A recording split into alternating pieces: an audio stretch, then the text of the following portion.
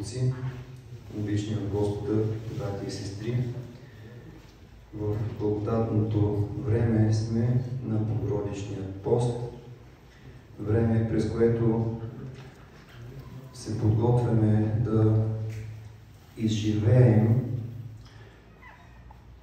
радостта или част от радостта, доколкото можем да вкусим и да възприемем тази радост, с която се удостоила Света Богородица, като е придобила тази велика небесна слава. Света Богородица е първото човешко същество, първата личност, върху която се е изпълнило очакваното от всички нас обожение. Тоест,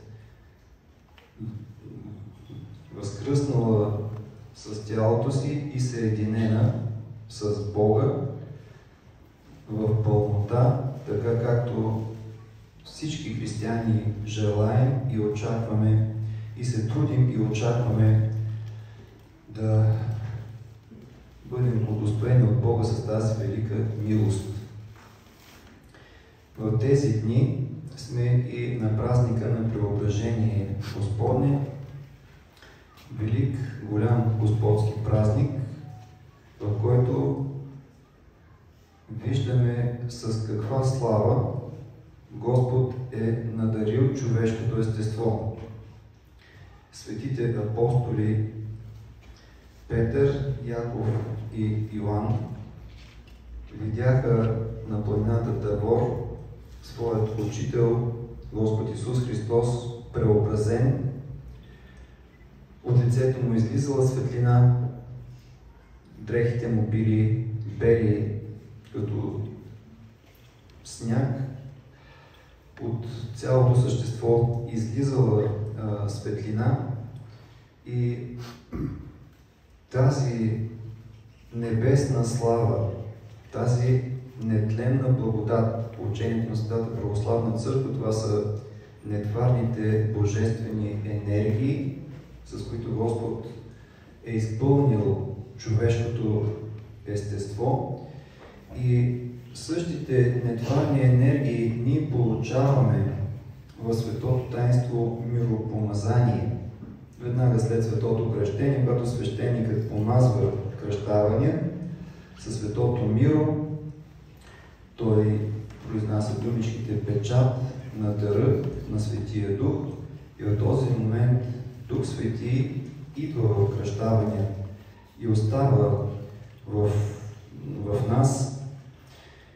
И макар с телесните очи ние да не виждаме това таинство, но когато по примера на светите апостоли ние живеем с вярата и се очистват сърцата ни, то тогава започваме да осъзнаваме, започваме да придобиваме този духовен опит от общуването ни с тази нетварна благодат, с общуването ни с самият Бог. Това е велика Божия милост, брати и сестри. И Света Богородица, и всички светии ни показват, че смисълът на нашия живот тук на земята е да придобием тази благодат. Свети Серафим Саровски, велик светец на Православната църква от 19 век, ни е завещал това, изразил така словесно каква е целта на християнския живот. Това е придобиването на благодата на Светият Дух. За мнозина православни християни тези думички са неясни.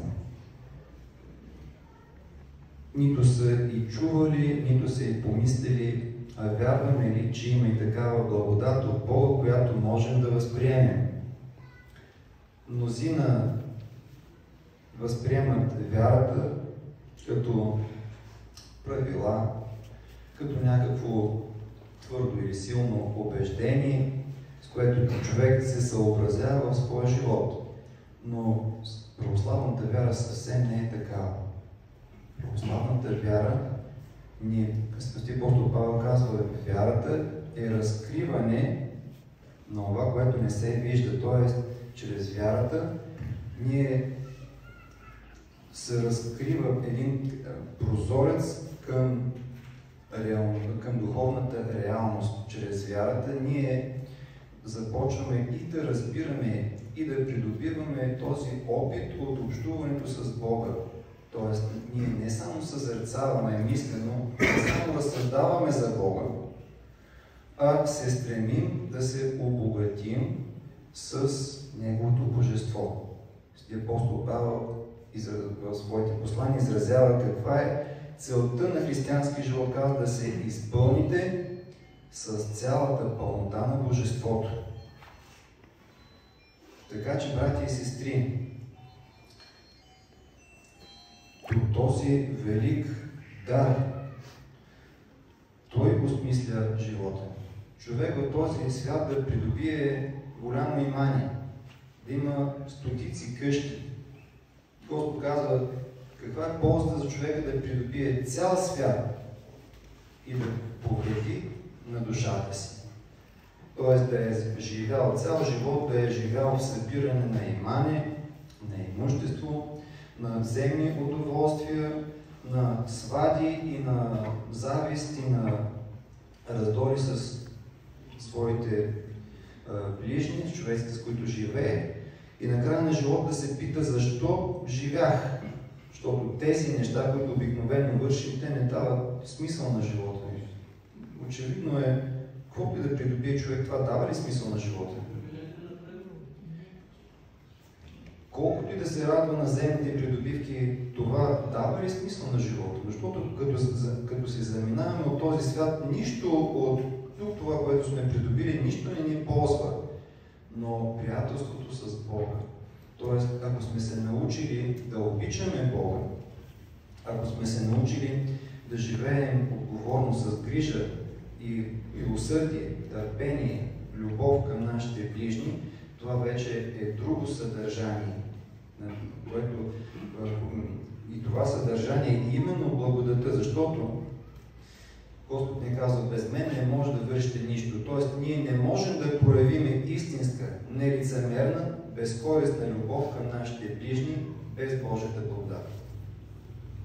Защото човек, ако се страхува за своя живот, ако се страхува за имането си, за имуществото си, той винаги ще задържа част за себе си и не може да изпълни тази заповед, която Господ ни е дал, възлюби ближния като себе си. Тоест, тъй както се отнасяме към себе си, да имаме същото благоразположение, същата любов и грижа към човеците около нас. Без Божията благодат, без човек да е разбрал, че Бог е такъв и може да имаме общуване с Него само когато ние живеем по този начин, това не е възможно истински да обикнем човеците.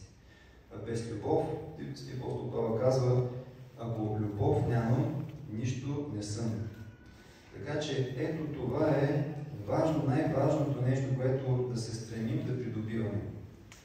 И Света Богородица ни показва това, защото тя, докато се е възпитавала в Иерусалимския храм от 3 годишна до около 16 годишна възраст, тя е разбрала със своята чиста детска душа, кое е най-важното нещо в живота и е обикнала за себе си да върши това цял живот.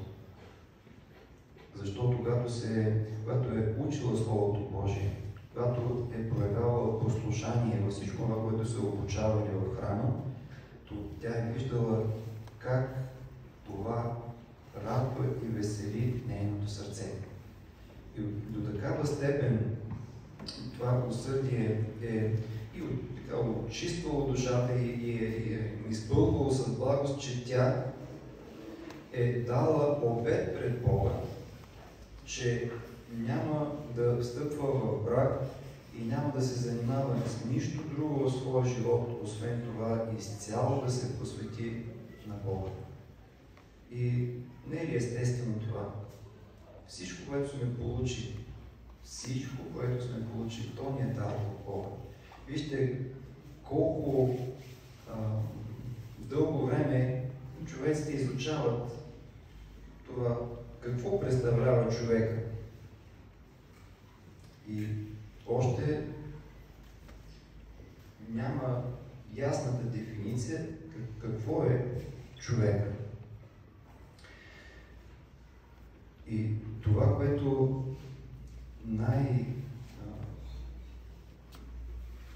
много дава и смисъл, радост, истинско благо на душите ни, това е именно любовта, това е именно мира между нас, това е чистите взаимоотношения между човеците, и в това се изпълняват а това е така, защото в това се изпълняват Христовите думи, когато там, където са събрани двама или трима, в мое име там съм и аз посред тях. Тоест, любовта към Бога и към човеците ни води до такова единство, в което сам Господ Исус Христос е сред нас, и това изпълва и весели нашите сърца, така както нищо друго не може да даде радост, смисъл и живот на душите на това, което най-много се нуждаем. Така че, нека да използваме това благодатно време на поста, да идваме в храма. Вижте колко хубава е молитвата. Вижте колко хубаво е, когато се обръщаме към Света Богородица и търсим нейната подкрепа. Защото ако някой човек иска да се научи някой занаят, той отива при някой добър майстор, при добър учител, да го научи на тънкостите на занаята. Ние като християни, ако искаме да се научим как да живееме по Бога, никой друг не може да ни научи така добре, както Света Богородица, която е показала на дело, че нейната любов е довела до това Бог да я избере, тя да стане майка на Неговия единороден син. Значи, тя през цялото време на своя живот, каквито и трудности да е имала в живота, живота е бил изпълнен с такива скърби и трудности, тя за миг не е отделяла мисълта си и вниманието си от Бога, от молитвата, от упованието и надежда за Божията помощ, и това не я е посрамило, а по този начин Бог е превел през всички трудности и тя е запазила неповреден мира в своята душа. Това е най-важното нещо. Свещеното писание казва: синко, от всичко, което е запазене, най-много пази сърцето си. Да не позволим в сърцето гнева да открадне мира от сърцето, да не позволим завистта да открадне мира и радостта от сърцето, да не позволим на сребролюбието или на властолюбието или на омразата или на каквато от тези страсти, подклаждани от дявола, да отклони нашето упование, нашата вяра, нашата надежда на Бога, нашият стремеж към Него. И в всичко това най-добре ни учи как да постигнем това Света Богородица. А как да постига? Какво означава това? Когато веднъж Господ Исус Христос проповядва за Царството Божие, една жена, която слушала речта му, като майка разбрала, като слушала и виждала благостта от речта на Господ Исус Христос. Като майка тя си е дала сметка, щом от думите му такава радост изпълва душата. Какво ще е било, когато този човек е бил в утробата на тази жена, когато е сукал гърдите и казал: блажена е утробата, която те е носила, и гърдите, от които си сукал. Господ потвърдил това и казал: да, но блажени са и всички, които слушат Словото Божие и го пазят. С това ни е дал да разберем по какъв начин можем ние да придобием тази радост, това упование на Света Богородица, която тя е придобила в своя живот. Като слушаме Словото Божие, пазим го и го изпълняваме. това неминуемо очиства сърцата ни, донася Божията благодат в душите ни и мирът Христов, радостта Христова и малко по малко Царството Божие се така изгражда и вселява в сърцата ни, защото Господ казва: Царството Божие вътре във вас е и Царството Божие не е ястие и питие, а радост в Духа Святаго. Затова, брати и сестри, нека през това време на поста да се смирим и като православни християни да постим през това време. Да оставим блажната храна. Началото на поста, това е смирението. Защото вие, като повечето от вас, които семейни, имате деца, кога има радост в семейство? Когато децата се смирят и послушат родителите си. Така ли? Ако децата, майките и татко кажат нещо, да направете това и това, те казват: какво ме интересува сега, какво се ми каза майка? Татко, аз ще си правя каквото си знам. И това донася скръб в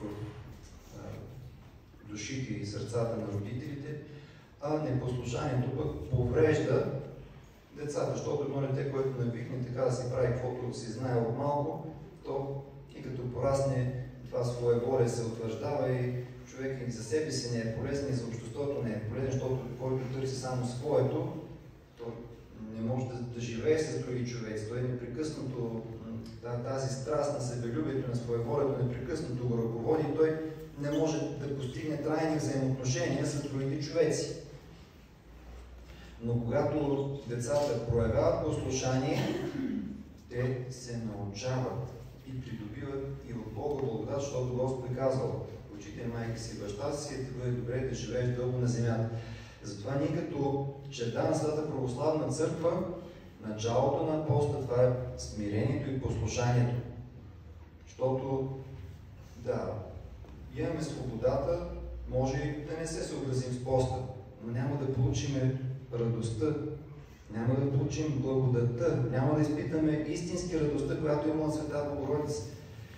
Как тогава искаме да получим Божията милост, като сме непослушни деца и си правим каквото си искаме? Затова първото нещо е смирението. Без смирение ние не можем да се приближим към Бога. След това постът, това е да изпитаме тези думи, които Господ е казал: не само с хляб ще живее човек, а с всяко слово, което излиза от Божия уста. Защото мнозина, заради ослаждането от храната, не искат да се откажат от поста. Да, но те не са вкусили. Какво означава духовния вкус, духовната радост от храната? Защото ние сме така изстрадал народ, нашите баби и дядовци са живели през трудни години, но и вярвам, че се разказва на всеки един от вас, дори в немотията, но когато са отделяли от залъка си за нуждаещи се, в сърцата е било голяма радост. И вижте, може по-скромна храна, не толкова питателна, не толкова изисквана, не толкова вкусна, обаче когато тя е споделена с нуждаещи се, това носи Божията благодат и радостта в душата, и вкуса на тази храна е много по-хубав и много по-истински благодатен. Тази храна търси православни християни, защото физическата храна, колкото и да еде човек, той ще гладнее след много. А духовната храна, Господ казва, който пие, казва, от тази вода, която аз ще му дам, от Божията благодат, която се придобива именно чрез послушание, чрез смирение, казва, никой няма да ожеднее. Никой няма да ожеднее от към смисъл на своя живот. Никой няма да ожеднее от към мир, който всеки човек търси, от истинския живот, от истинско благо. И ние това се учим да го усвояваме мъничко по мъничко. Затова нека проявим това послушание през времето на поста, използвам това време да го постим, да видим, да оправим, да се помирим с Бога, да се покаем там, където грешим, честно да си признаем. Ето, в това бъркам. Не уповавам на Бога, уповавам повече на себе си, на парите си, на връзките с хората в обществото, не се моля, не идвам в храма, не проявявам достатъчно любов към човеците. Господи, помогни ми да се поправя. Дай мъничко да попостиме сега, колкото дни са останали. Да дойдем да се изповядаме тези грехове пред Бога. Да се подготвим с чисти сърца, да приемем пречистите тяло и кръв Христови. И да видим, че по-хубаво от тази радост, от това човек да се помири с Бога и с човеците, по-хубаво нещо в живота няма. И това да направим за свое правило, така както ни учи вярата, и по този начин малко по малко ние придобиваме Христовата благодат. Малко по малко се устройва Царство Божие в нас, малко по малко се утвърждаваме в добродетелите и по нрав започваме да приличаме на Господ Исус Христос. Това е целта на нашия живот. Апостол Павел казва, ние като християни сме длъжни да имаме същите мисли, които имал Господ Исус Христос. Нека, братя и сестри, се потрудим за това при останалото време от поста и на 15 август да отпразнуваме с радост и духовно веселие успението на Божията майка, защото в нейно лице сме придобили велика покровителка, молитвеница, майка за всички човеци. Честит и благословен празник, Божието благословение да бъде във всички нас.